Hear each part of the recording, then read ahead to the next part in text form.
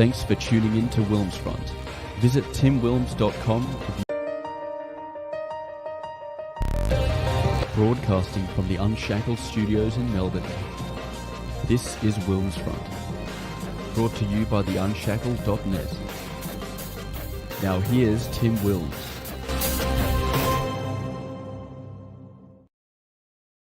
Hello, everybody, and welcome to this week's WilmsFront interview program on this Sunday, the 10th of March, 2024.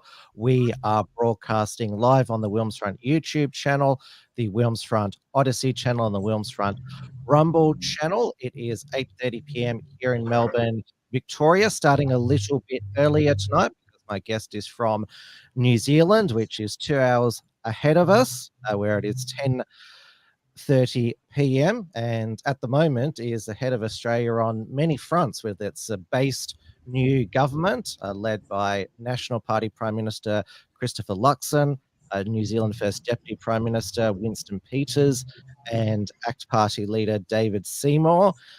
They've begun the process of making New Zealand great again after making Ardern go away.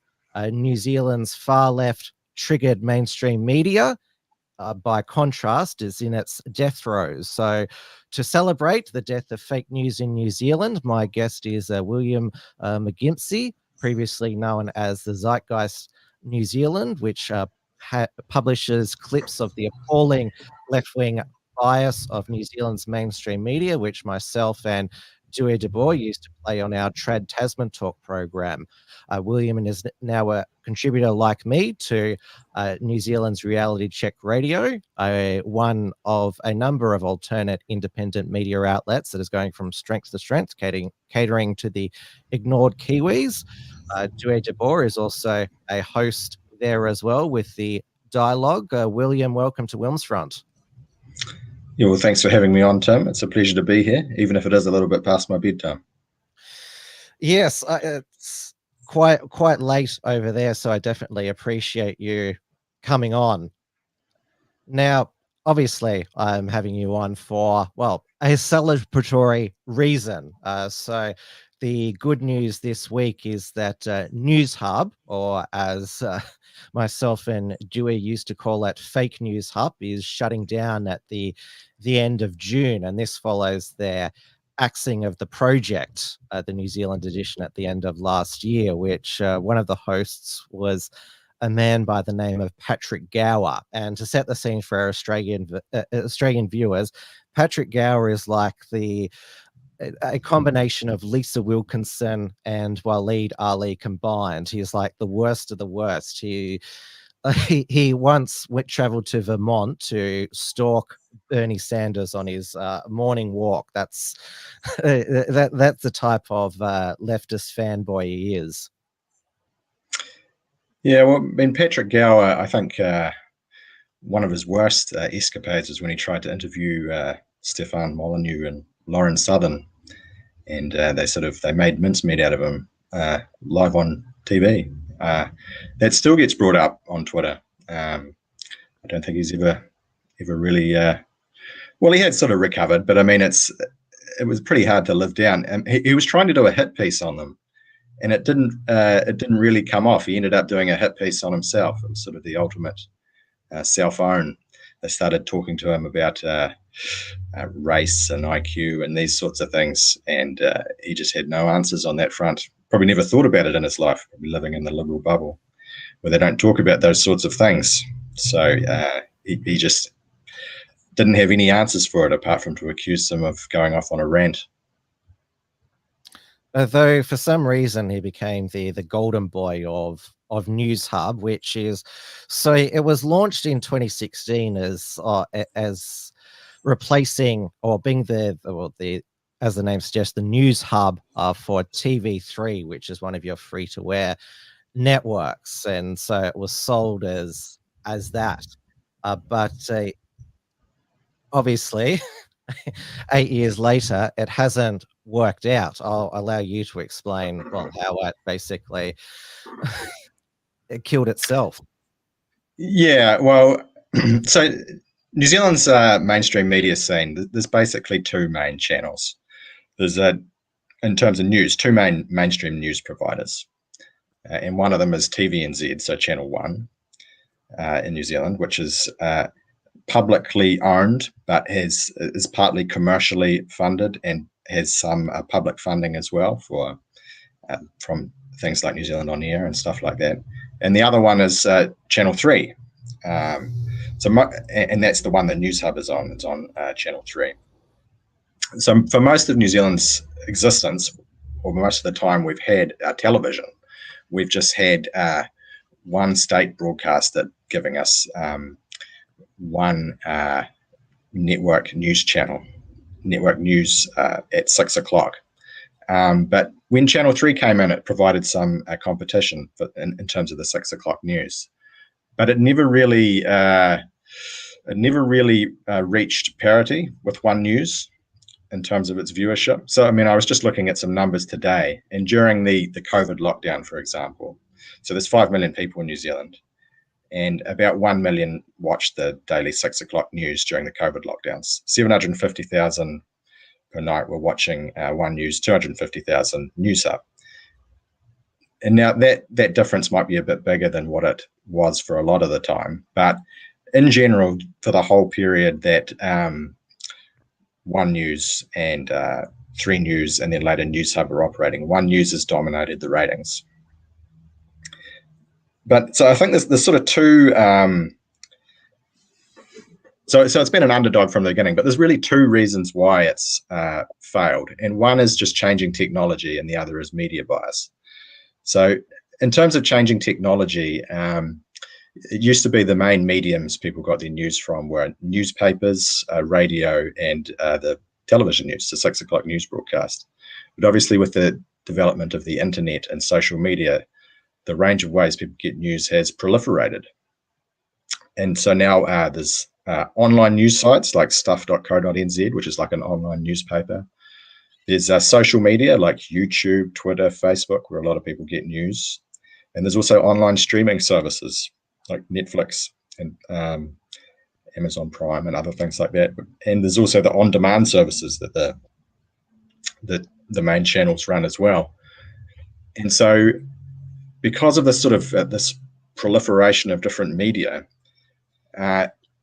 the ratings for the main, and so people are getting their news in different ways. They're not all watching the 6 o'clock news like they were, and the advertising revenue has fallen. And given that Newshub is the little brother and always has been the little brother to One News, it's no surprise that it would go out of business first. So that's the technological cause. You know, the other cause is the media bias, right? So surveys for a long time now, predating the COVID pandemic, have said that, you know, there's a problem with media bias in New Zealand. And I think, and I've seen evidence to say that that's similar in a lot of countries, similar in the States, probably similar in Australia. I don't know, you could tell me. But there's evidence that journalists lean to the left in terms of their own personal political views. There's evidence that public perceptions of bias in the media are very strong, and as a result, there's been falling trust in media for quite a long time. But when the COVID pandemic came around, the Ardern government, first of all, they pumped millions of dollars, almost $100 million into advertising, perhaps more, to roll out their COVID United campaign. Against COVID-19. It was yes, called. and encouraging everyone to get the vaccination and wear the masks and all the rest of it. So that's a huge amount of money, and this is at a time with falling revenues. So the government became a significant contributor to their revenue. And then they also initiated something called the Public Interest Journalism Fund, which is a $55 million fund that funded various reporting projects and various news projects. But it came with strings attached. And this was sort of kept secret from the public for a long time, but due to some intrepid citizen journalism from the likes of Philip Crump, aka Thomas Cranmer in New Zealand, along with some other people, myself included, it came to public attention that they had to cover in order to get the money, they had to sign up to an agreement. That meant they had to cover treaty issues in New Zealand, I'm referring to the Treaty of Waitangi here, and Maori issues in a certain way. And it was a way that was in lockstep, really, with the Labour government's view that the treaty was a partnership.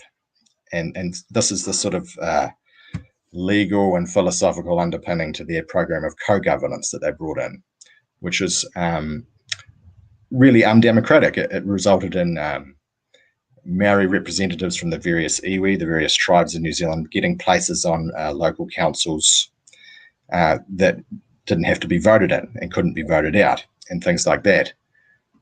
And so, for a variety of reasons, just the money being, they were biased anyway. Journalists are left wing.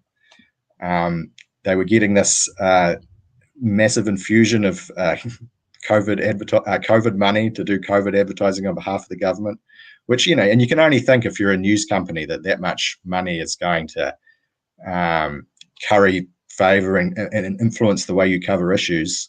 You don't want to say things unfavorable about one of your biggest funders, do you?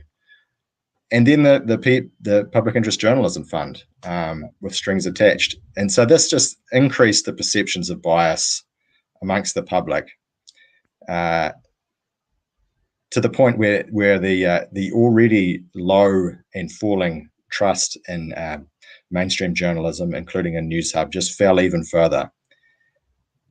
And people don't watch it. People gave up watching it. People are getting their news online. People are getting their news from YouTube. They're getting the news from other places, getting news from reality check radio.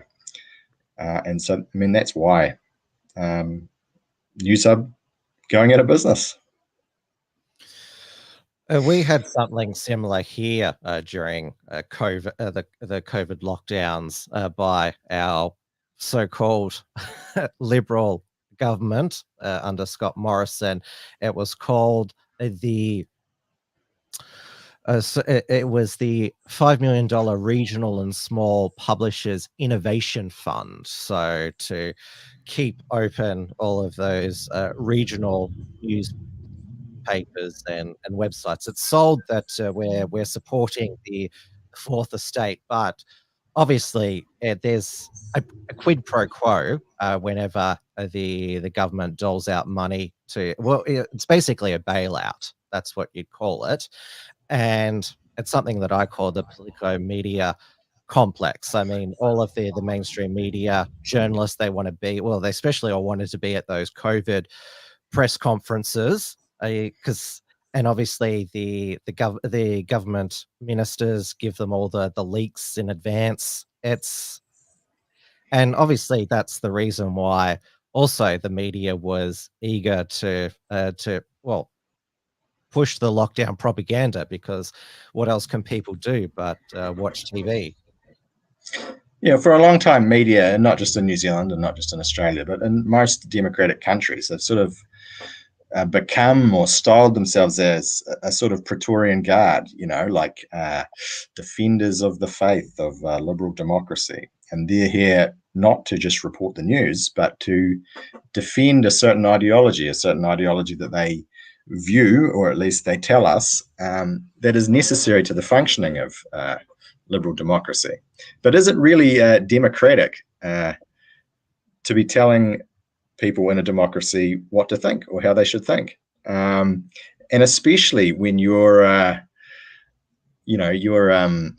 painting them in such a way as that to make their opinions seem illegitimate. And this is a problem we have right across society in the major opinion-making institutions of society, in academia and in the media and in the public service, and increasingly in the corporate world as well. There's an ideology that's being pushed. So we have the woke corporates as well. We had all the corporations here. Most of them line up to support the failed Aboriginal Voice to Parliament referendum last year. That's right. And they use, for a long time, they've used political correctness to enforce their ideological hegemony, right? So if you subscribe to ideas they didn't accept, they called you a racist or a sexist or a homophobe or a xenophobe, lots of isms and phobias. And that was enough for a long time to intimidate people, because you could lose your job if you had accusations of those type of words thrown at you. And many people did lose their jobs and have their reputations destroyed and have their careers destroyed because they believed in and spoke ideas that fell outside this artificial mainstream that was maintained by the media and these other institutions. But that system of thought control is giving way now, and part of the reason that it's giving way is the proliferation of the different ways that people are getting news, and the proliferation of different providers, like you, Tim, like this show we're on now. Shows like this are proliferating all over the Western world. People want to get their information in different ways, and they want to see different perspectives. And so they're seeking out small internet providers to give them those perspectives. And, mainstream news like Newshub can't compete.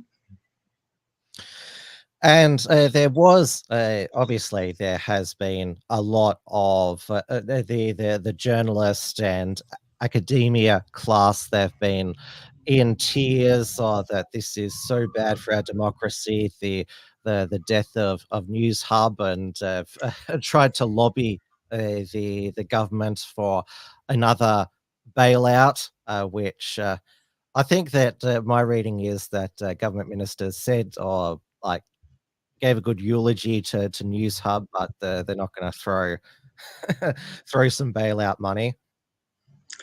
Well, not for Newshub, I don't think, but TVNZ's a different story.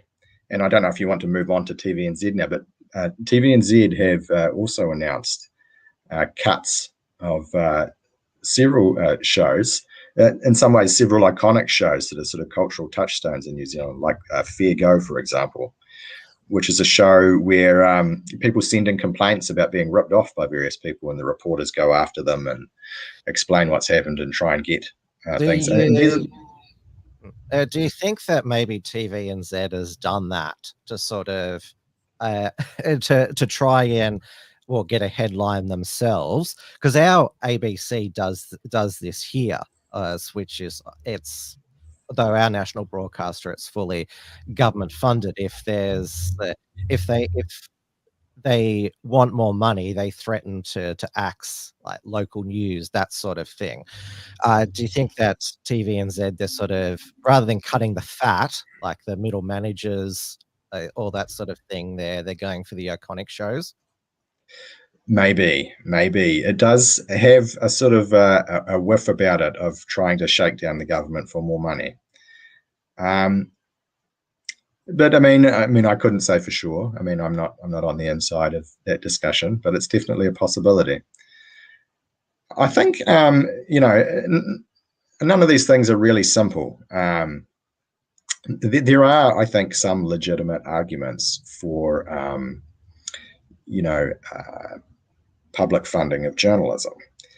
But it has to be on the proviso that it's unbiased and fairly reflects the attitudes and values and worldviews of ordinary New Zealanders, and rather than being a sort of enforcing an elite ideological consensus on a population that doesn't want it. And where they've moved to now is basically. And it's not just the media, this is the government as well, that they're really trying to delegitimize people who disagree with their the elite ideology.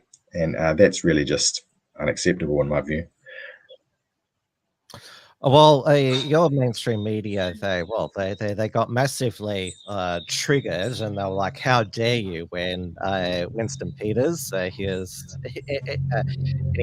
fourth government, so throughout his career with New Zealand First, he's been with National now twice and Labour twice at the coalition press conference. He said to the mainstream media outlets who were trying to stitch him up, "You've all been bought," and they really hated that. "Oh, we've got such good standards. We're not, we're not going to let the government intimidate us." And it was very Trumpian.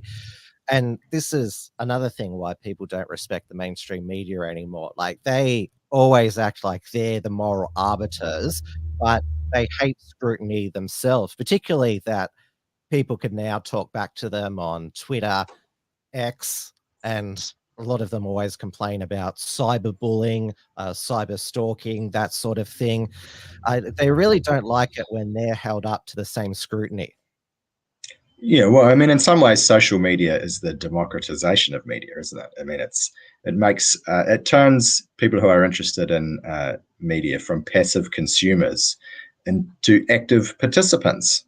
And rather than merely passively consuming what Paddy Gower or any other journalist says, people can now log on to their Twitter account and reply to them and say, "Look, that's bullshit, Paddy. I don't believe in that."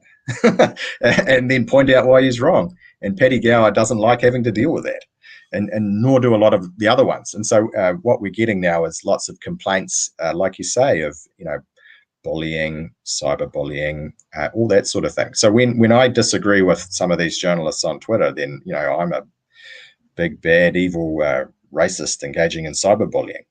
But when they, for years and years, for decades, engaged in lecturing ordinary people about being racist and sexist and homophobes, from a much bigger platform than I have, or any of us have with our Twitter accounts, that was okay. Complete hypocrisy. Complete hypocrisy. You're the bullies and you're getting your comeuppance. And there's no reason people like me need to be apologetic towards you.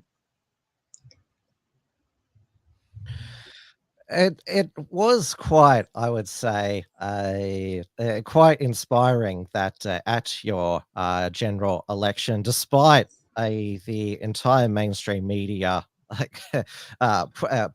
pushing Jacinta Ardern's, we'll call it propaganda, because obviously the image that is beamed to the world of Jacinta Ardern, or she's Dame Jacinta Ardern now, is that she was the great progressive, be kind prime minister. And obviously New Zealanders were living under her regime, which not only locked the country down for 2 years, but ran the economy into the ground, despite all of the news media being in her favor, the academia, or all of the chattering classes. She decided to bail in the end because she knew she'd be chucked out into a landslide. So the voters, they could see through it all, which I think is a great credit to them. I mean, obviously, I think that they put up with her COVID extreme. It was even more extreme, her lockdowns, than Victoria. Yeah, I mean, the mainstream media anointed her, but the people rejected her, and so it just shows that their power has waned. It's for the last few decades now, governments in New Zealand have gone 3 terms. So we have 3-year election terms, and we've had National, Labour, then National again, and they've all gone for 3 terms apiece. But she only went for 2, and actually, in terms of personal popularity, at least at some points during her prime ministership, she was higher than most of her predecessors, but it came crashing down. And it was, it got to the point where, in sort of the last year of the Labour Party's regime, you could see they thought they had no chance of winning again. And so rather than trying to change their approach, they took on an approach of trying to pass as much of their agenda, even though it was unpopular, as they could, while they still had the chance of being in power. And that's part of the reason that crashed. But having said that, I think a lot of the polling had national and ACTA New Zealand First are coming in lower than they actually came in on election night. So they did surprise on the upside. But the globalists, their love affair with Jacinta Ardern still continues. Obviously, she had that. What was it called? That semester at Harvard. I can't remember what it was called, where she was there for 6 months, and Hollywood is planning to make a movie about her response to the Christchurch massacre, with Australian actress Rose Byrne playing Jacinta Ardern. She'll need to put in some, I think, fake teeth, and it's going to be written and directed by Andrew Niccol, who is famous for writing The Truman Show and writing and directing Gattaca, that dystopian DNA movie. And it's got some New Zealand taxpayer money lined up into it. Yeah, 800,000. Was it 800,000? It might be more, actually, of New Zealand taxpayer money being lined up to go into that. And a lot of New Zealanders are unhappy with taxpayer money going into funding movies and documentaries about politicians, because politicians are by their nature a sort of polarizing figures. Half the country is going to hate any politician, and probably more than half the country hate Jacinta Ardern at this point. In previous years, we had a similar, although much lower in popularity, scandal about Chloe Swarbrick, who had a taxpayer-funded documentary made about her. And Chloe was just announced as the new co-leader of the Greens today. So look, I mean, Jacinta Ardern still, probably one of the things that's held up better for her is her international profile. She has a huge international profile, probably much more popular overseas than she is in New Zealand now. But I just don't think New Zealanders want to be putting taxpayer money towards documentaries or movies about her.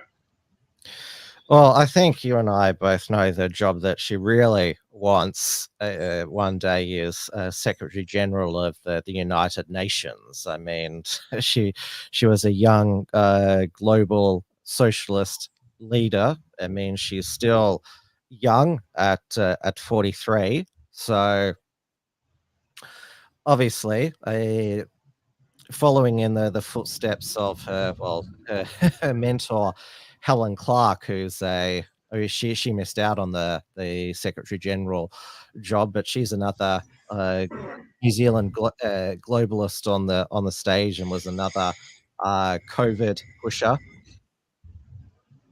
Yeah, I mean, it's a well trodden path now, isn't it? You implement the whims of the globalists in your country, and in return you get a lifetime of riding the gravy train in these global institutions and NGOs. You get very high paying jobs. I mean, she's working with the charities that are linked to the Prince and Princess of Wales. She's over at Harvard doing fake research on misinformation and disinformation, which really just means political views and ideological opinions that she disagrees with. Yeah, trying to censor them. And of course, she and Emmanuel Macron, after the Christchurch massacre, founded the Christchurch Call, which, this is what it says on its website, is a community over 130 governments, online service providers, and civil society organizations acting together to eliminate terrorist and violent extremist content online. Sounds obviously something that everybody could get behind, but the definition of extremist content, it grows ever larger. Yeah, well, never let a crisis go to waste, right? So in the wake of the Christchurch call, in the wake of the Christchurch mosque shooting, they set up this initially reasonably sounding thing to prevent future terrorist attacks, or so we were told. But what it's really morphed into is a ideological witch hunt. It's a way of censoring and repressing and demonizing and stigmatizing opinions that they don't like. So initially it focused on sort of far-right opinions, but as time has gone on, people have OIA'd this material, investigated the documents associated with it. It's not just far-right people they're looking into. It's also critics of immigration, critics of diversity and multiculturalism. And it's even now got to the point where that they're calling it gender-based extremism, right? Which is anyone who thinks that a woman is a biological category, right, is now an extremist. That you're in the extremist bucket. That's a fact. A female it's based on biology. Not according to these people. That's what they're saying, is that you're part of a radicalization pipeline. People who believe, according to this view, which is a silly view, but this is what it is. If you think a woman is a biological thing, then you're into this radicalization pathway. You're going to read up more about far-right ideas. You're going to get into other forms of far-right extremism, and you may end up doing a shooting of your own. They're putting people who believe a woman is a biological category into the violent extremist bucket, and their opinions have to be demonized and stigmatized and censored and frowned upon too.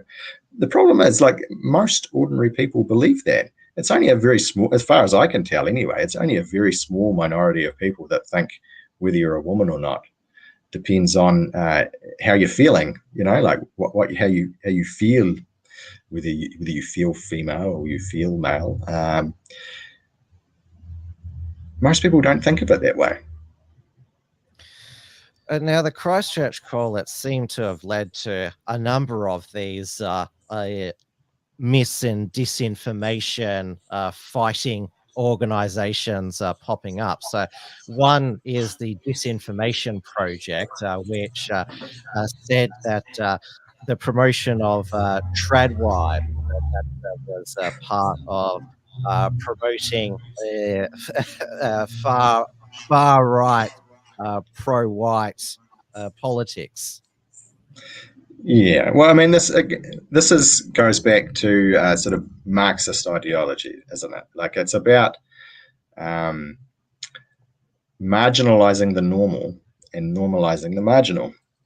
It's about inverting people's ideas of what is normal and rational and good, and instead, in their place, putting the marginal and normalizing that. What was the question? Sorry, I've forgotten. Oh, well, I'll go on. Oh, you're right. It's about, we're talking about FACT and the Disinformation Project. Yes, the other one is, so FACT it's an acronym for Fight Against Conspiracy Theories. Yeah. So in what's grown out of the Christchurch call is that the government has decided to take an all of society approach to fighting mis and disinformation. And that means by working with civil society groups to counter mis and disinformation.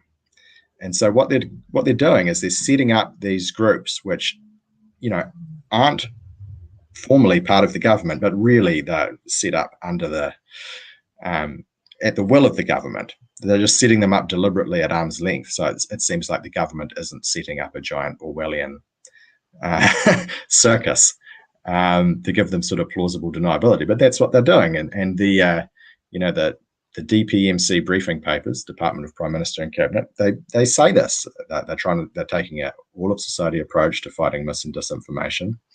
And they're setting up these groups like the Disinformation Project, which receive funding from the Ministry of Business, Innovation and Employment.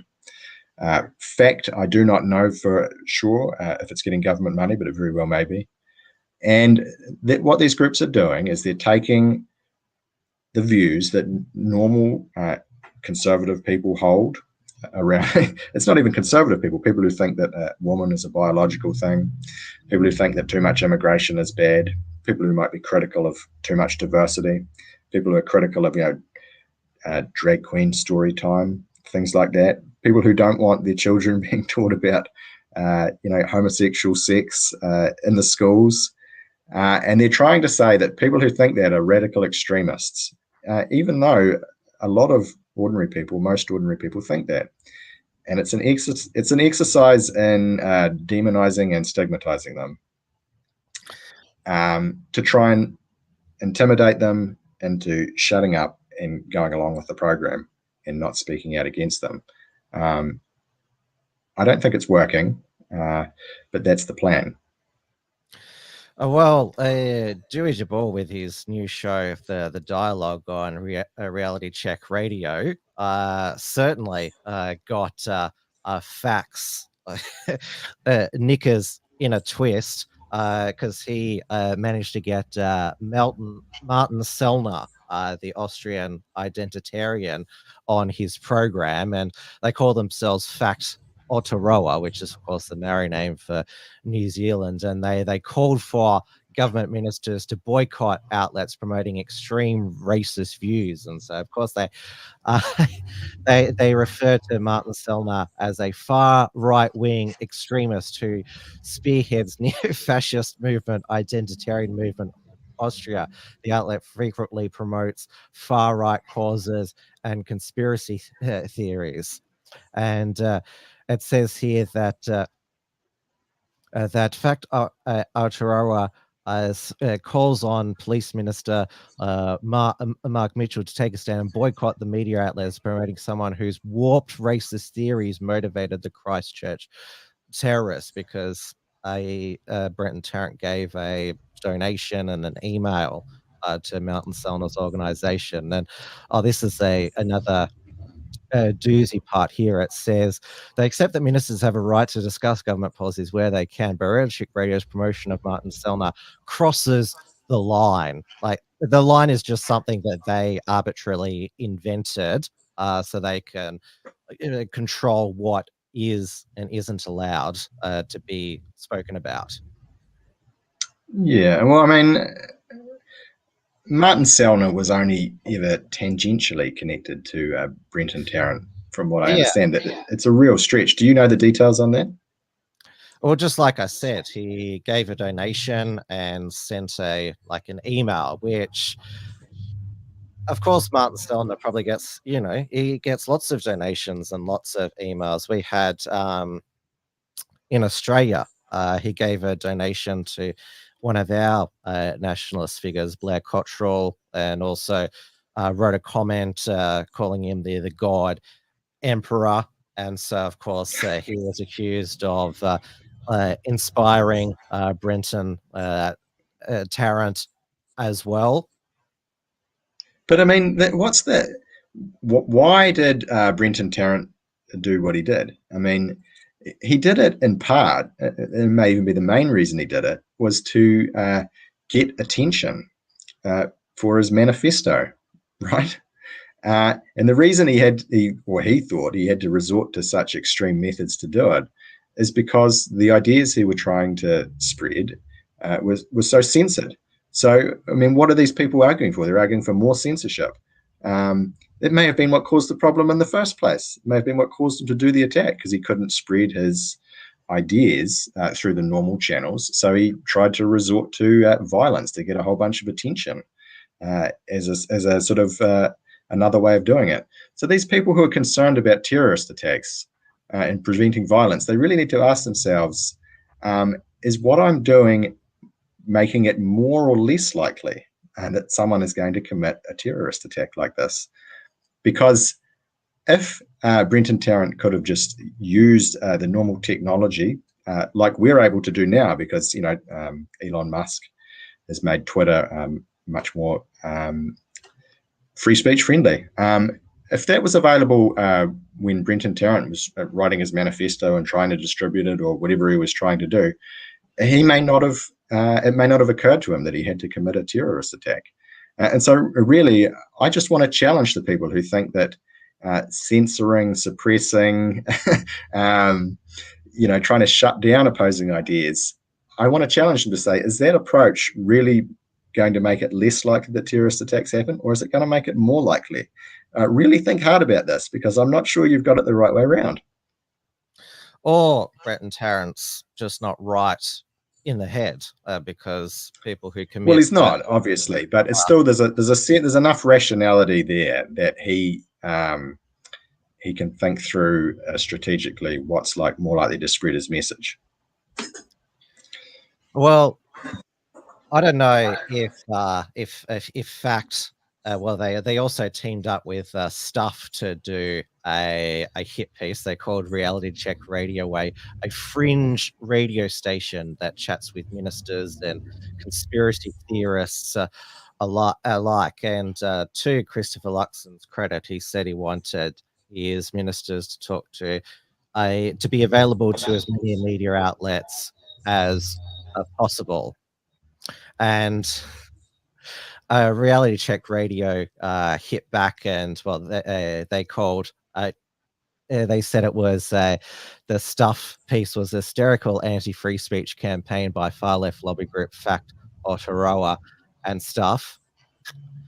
And it says the crusade didn't go to plan, with the PM and other MPs instead making remarks about the need for plurality in the media. And they've invited Fact to come on to RCR to discuss their outrage and the shocking Selner interview at the heart of the kerfuffle, which I'll put the link into the live chat.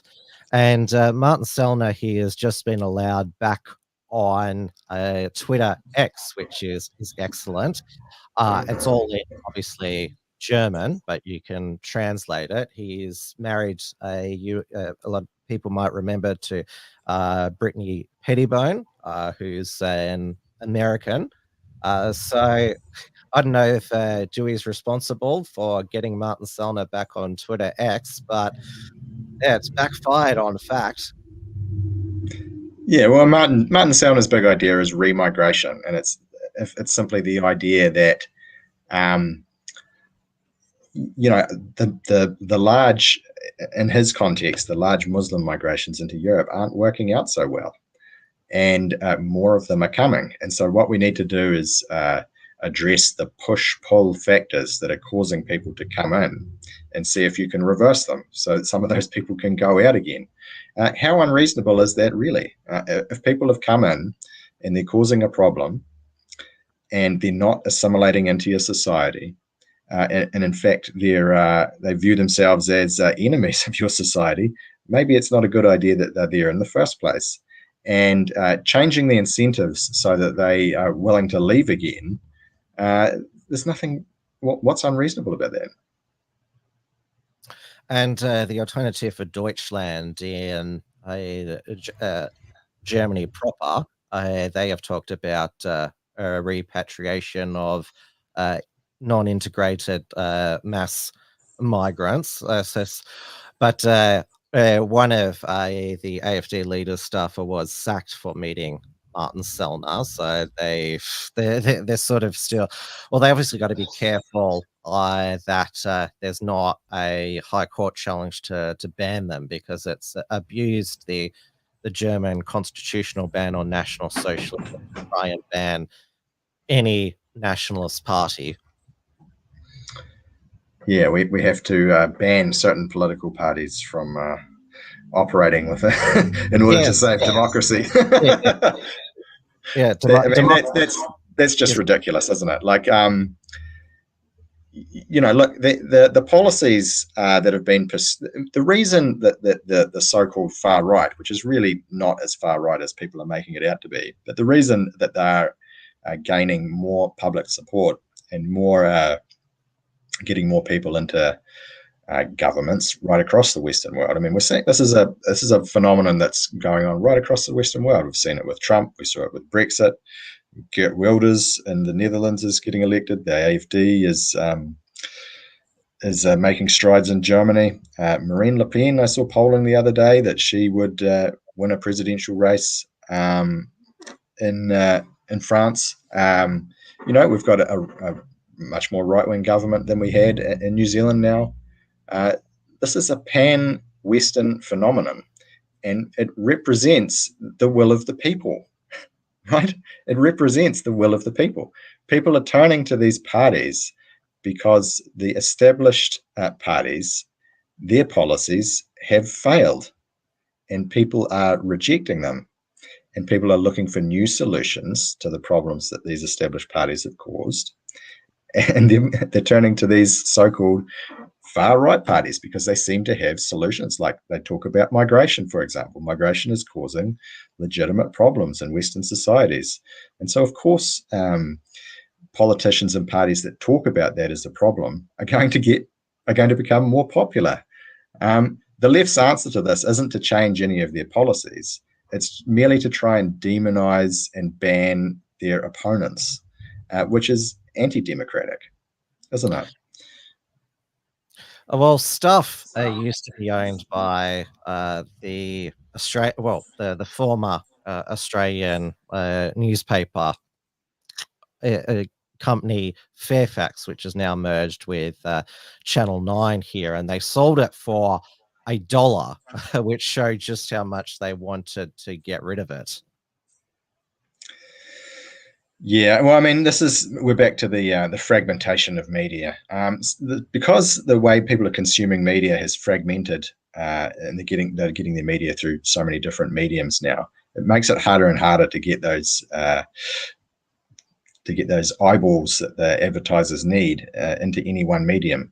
And really, for a lot of these, unless you've got a pay-to-view type platform, advertising dollars is what really keeps it afloat.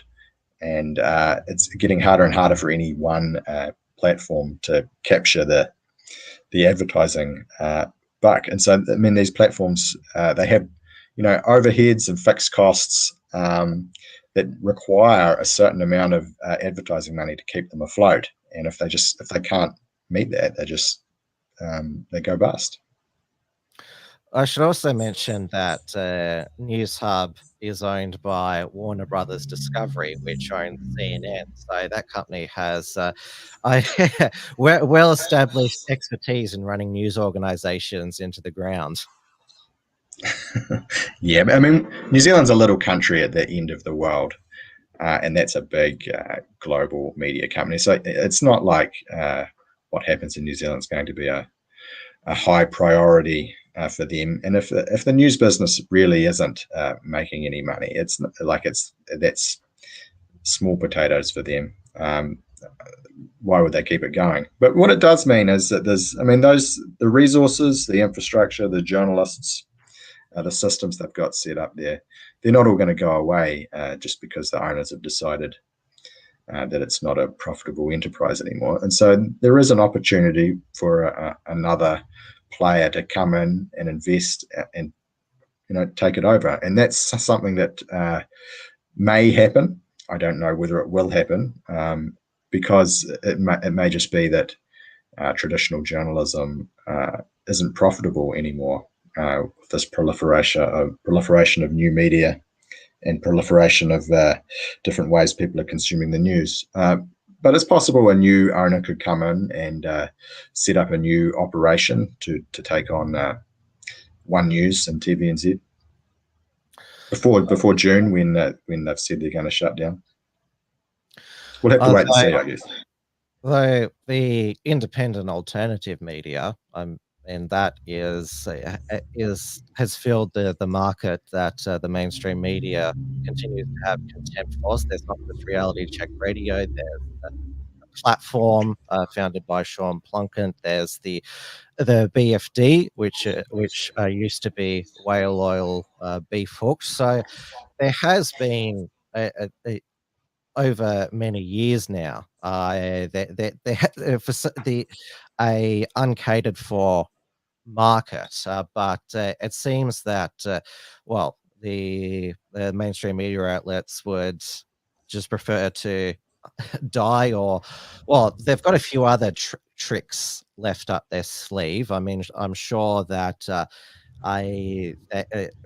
we have in Australia a proposed mis and disinformation bill to that our communications media authority can order social media companies to take down so-called mis and disinformation. And the definition of harm can mean, well, a harm to the health or the environment, or hatred against any group in Australia based on ethnicity, race, sexual orientation, age, gender, religion, or physical or mental disability. We also the definition of mis and disinformation that is likely to contribute to serious harm. These sorts of broad definitions. We already had the previous Morrison government pass the Online Safety Act, which gives our e-safety commissioner, Julie Imman Grant, she's going after Twitter X, finding them 687,000 a day because they're not explaining to her how they're implementing online safety expectations. What's the regulation environment in New Zealand? Well, we don't have an equivalent of the mis and disinformation bill. What we do have is what I explained earlier, which is an all-of-society approach to fighting mis and disinformation, with the government setting up these groups like the Disinformation Project, in fact, and indeed a whole bunch of other groups that they're giving seed funding to. So there's that. But in addition to that, we've got something passing through the Parliament now called the Fair News Digital Bargaining Bill. Yes, and this is analogous. This is analogous to what you guys have in Australia and what Canada has as well, which is a bill that would require the mainstream news companies, or it would require the big social media platforms, the big internet platforms like Google and Facebook and some other ones, to negotiate with the New Zealand's news providers and pay them some amount of money, which they would negotiate to host their content. Yeah. And so in Australia, and I think in Canada too, in response, the Facebook has just said, well, in Australia, I think it's Facebook that they've just said, well, we're not going to run news on their platform anymore. You don't blame them, obviously. We're no fans of Facebook. But the whole thing is that these media outlets utilize Facebook and Google to drive content through their websites. So they're the ones posting their own content on Facebook and Google, and obviously using their influence on government. So it's the most perverse thing ever. I mean, the reason people are finding their news online is through Google and Facebook. So actually, it's Facebook and Google that are doing them the favor. Well, yeah, if they were being ripped off, they wouldn't put the news up there, would they? But they do, because it drives people, it gets views and clicks. So it's obviously benefiting them. The issue really is the new technology, which means they don't have as much market share and they don't have as much eyeballs to sell to the advertisers as they used to. And because they now have to compete with new providers. And really, they would have reduced the problem for themselves had they merely tried to cater to the conservative half of the population. And, you can afford to lecture people when you've got a monopoly on provision and there's no conservative providers to cater to their worldviews, because people still need to have a rough idea what's going on. So they'll listen to your news, even if they sort of are a bit pissed off by your left-wing bias. But when there are other options available, which is what we have now, first with social media, then internet news, and now with these new providers that have set up, like in New Zealand, like you say, the platform and Reality Check Radio. Once you have these new providers there, then that's competition, and those new providers are actually growing. They're gaining new eyeballs, and it's it's exposed how biased the media was. Before, we might not have totally realized how biased they were because there was no comparison of what it could have been otherwise. So they've been exposed as to how biased they are, and now they've got serious competition from a different worldview. So I don't know how they're going to go back. And you don't have Murdoch media in New Zealand, which obviously the left love, but that has meant that there's been this not a mass media organization. Like Rupert Murdoch, basically the key to his success as a newsman was catering to audiences who were ignored, whether it be his newspapers in Australia or Fox News in the United States.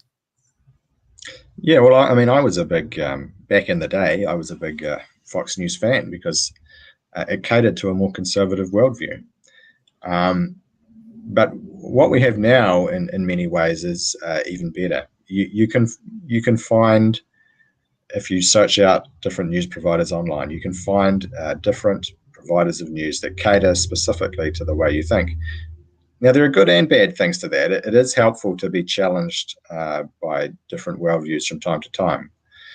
But it is good to have someone providing you with news who isn't like hostile to your basic worldview. Oh, yes, certainly. Now, I thought I'd finish off by as somebody who lives and works in New Zealand. Where actually are you in New Zealand? What city? So I'm near Wellington. I live in Lower Hutt. So your government new government is over 2 months old. Certainly from over here, we're impressed. The fact that the nanny state generational smoking ban that's been overturned. You have the trans ban in female sports, the rolling back of sex education that you're talking about, teaching children homosexual sex. Obviously, you're living it and consuming the daily politics. So what report card do you give them so far? Well, I think it's largely positive. I mean, maybe I'm being generous. There are certainly things you can criticize, but I mean, you have to remember that this is a mainstream. These are mainstream political parties, right? Now there's three of them, right? So there's the National Party, which is a mainstream centre-right party. Then there's the ACT Party, which is more of a libertarian type party, and there's New Zealand First, which is sort of an economically centrist but socially conservative and kind of nationalistic anti-immigration party, or at least it has been anti-immigration in the past.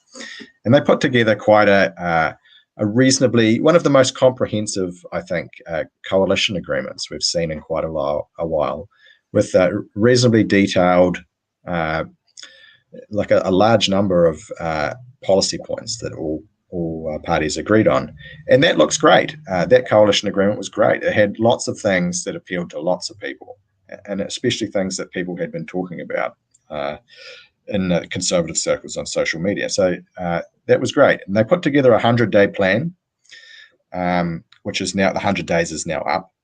And I think they ticked off almost everything on their 100-day plan. And so that's great. There is, I sense, from the Prime Minister, Chris Luxon, a sort of a bit of a reluctance to get involved too much in some of the more controversial social and cultural issues. But on the positive side, his two deputies, the leaders of the other two parties, ACT and New Zealand First, so Winston Peters and David Seymour, respectively, they seem to have more of a free rein in Luxon has given them a free rein in terms of their public comments. And so it's quite an interesting setup where the two smaller parties are able to say things that are sort of a little bit at odds sometimes with the main party. And I think we're just going to have to wait and see how it plays out, and whether they implement all of the things that they said they would in the coalition agreement. But the signs are positive. Well, both David Seymour and Winston Peters campaigned on rolling back co-governance, which my last New Zealand guest last year before your election was Julian Batchelor, who of course went on that national tour against co-governance, which was implemented by stealth. And I know that his events were constantly picketed. Is that the sort of issue which Chris Luxon is sort of dragged to the rollback of the different, because it means different, like these unelected Maori groups get a say on various government bodies and institutions? There does appear to be some reluctance there. Part of what they agreed in the coalition agreement was for a bill to redefine what the treaty principles are. So New Zealand has the Treaty of Waitangi. It was agreed between the Crown and Maori in 1847 or something. I've probably got the year wrong, or something like that. And it was actually it's actually quite a reasonable document and very simple. Maori ceded sovereignty to the Queen. They got to keep their traditional property, and they got all the rights of British citizens. Very simple. Those are the 3 articles. That's what they say. But we've had a sort of activist judges who have sought to reinterpret the treaty over sort of the previous decades to say that the treaty means a partnership, and that Maori never really ceded sovereignty, even though that's explicitly what the treaty says they did. And so these things called the treaty principles, which are made up things made up by judges, have snuck their way into lots of legislation. And I used to work in the public sector. Everyone always talked about the treaty principles, and every piece of legislation you're discussing, or every briefing, you always had to say what the treaty implications of everything were. Yeah. So it was just getting out of hand. So this government's going to draft a bill, but they're only going to, the other 2 parties, apart from ACT, are only going to support it to the first reading of a select committee. But what this looks like to me is they're setting up for a big constitutional discussion on what the role of the treaty is in New Zealand and what it will be going forward. And I think that's a good thing and a healthy discussion to have, because the treaty has really been used and leveraged by left-wing Maori groups to support sort of grievance politics, Marxist grievance politics, and to underpin this co-governance idea, which is very unpopular with most New Zealanders and contributed to Labour's election loss. So hopefully we get to have this constitutional discussion, and hopefully we get, as a result of it, a rethinking of the trajectory we had been on with these treaty principles, and moving us more towards Maori grievance politics. Hopefully we reverse that, and we get back towards more what the treaty said originally. And I think that would bring us together as New Zealanders, and would be a good outcome. Yeah, it still sounds all very promising, which is, well, it's refreshing for us here in Australia. I mean, obviously our Albanese government here, Labor government, is very into identity politics. Obviously, they push the Aboriginal voice. And there's a whole bunch of other anti-freedom laws that have passed under this government. So I have said that New Zealand, it could be the place for some Aussies to flee. Normally it's the other way around. New Zealanders come to Australia, although what's the old joke? They come here for the welfare. Yeah, I mean, I think you guys are still ahead of us in terms of average incomes and salaries and things like that. So it's a pretty big pull factor. But we've got obviously the mining industry, which New Zealand basically maintains its first world living standards by milk and wine. But we can mine too if we really wanted to, and that's another promising thing that the coalition government is talking about. They're talking about doing more oil exploration. They're talking about getting back into mining and exploiting some of our natural resources, because a lot of that stuff got shut down under the previous Labor government due to environmentalism, out of control environmentalism.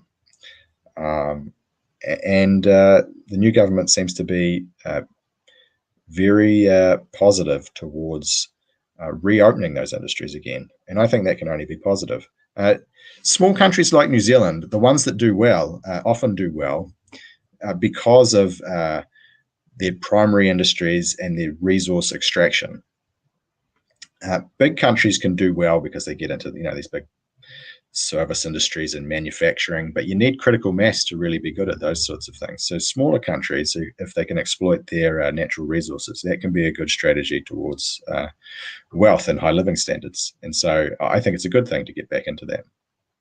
Yeah, maybe you'll strike some black gold, which I know you'd certainly welcome. It's been great to chat with you tonight, William. I appreciate you staying up so late. It is getting close to midnight over there, so I'll let you head off now.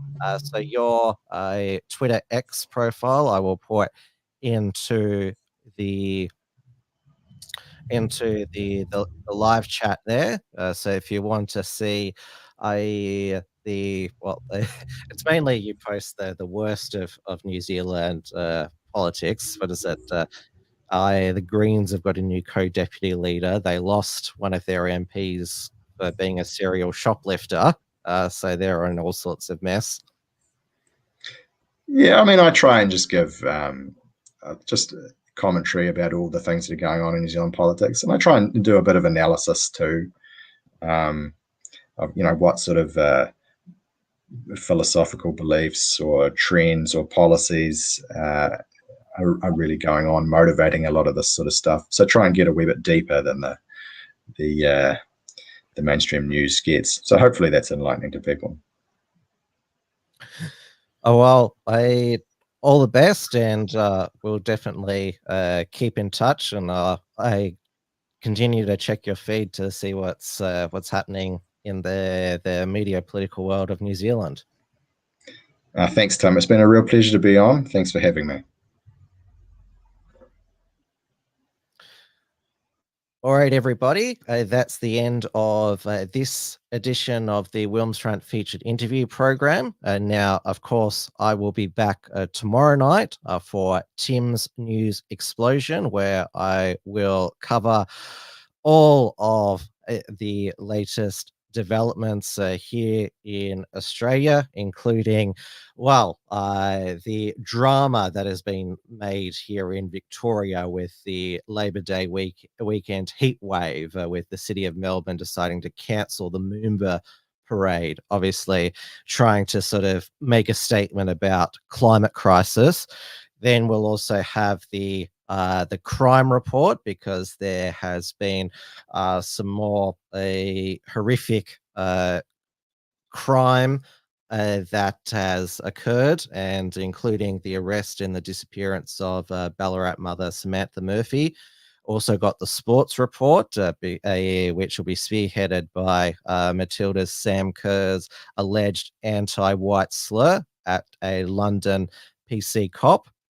And also we'll check in what's happening in the UK with Jeremy Hunt's spring budget, and also Biden's State of the Union in the United States, and Trump's reaction to it. So that will be all tomorrow. Now, as I mentioned, I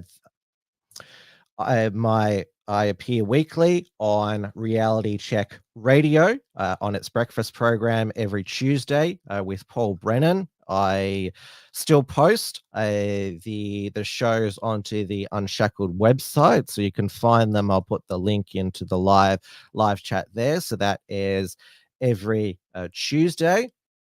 And also Dewey DeBoer's dialogue show is every Friday.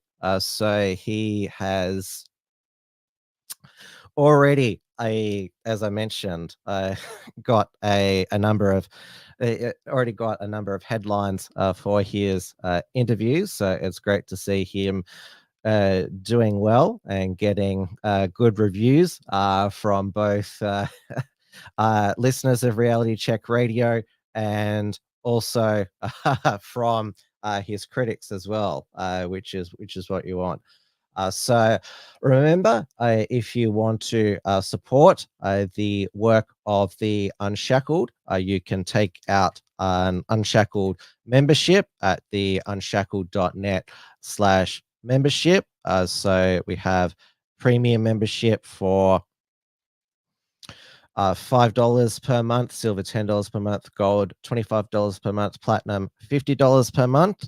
And then, of course, you can also subscribe to the Unshackled's Substack. That's where I now post and email the Unshacked's productions, including WilmsFront, Tim's News Explosion, the report from Tiger Mountain. So you can choose a monthly membership, $5 per month, a annual $50 per month, or founding member for $500 a year. So that's at the unshackled.substack.com/subscribe. So I'll see you tomorrow night for another epic Tim's News explosion. Thank you for joining me tonight. Until then, I would say stay safe, stay cool. I mean, it's pretty easy to stay cool. I mean, to avoid getting heat stroke, there's this thing called water. You go and drink it when you're getting a bit too hot, like comes out of the tap, or you can buy a bottle. It's pretty easy. So there we go. I will see you all tomorrow night for, well, there'll probably be another heat meltdown from the governments and the climate hysterics again tomorrow. So until then, good night, everybody. Thanks for tuning in to WilmsFront. Visit timwilms.com to view the archive of episodes, and keep visiting the unshackled.net to view all our shows, and to keep up with the latest real news and analysis.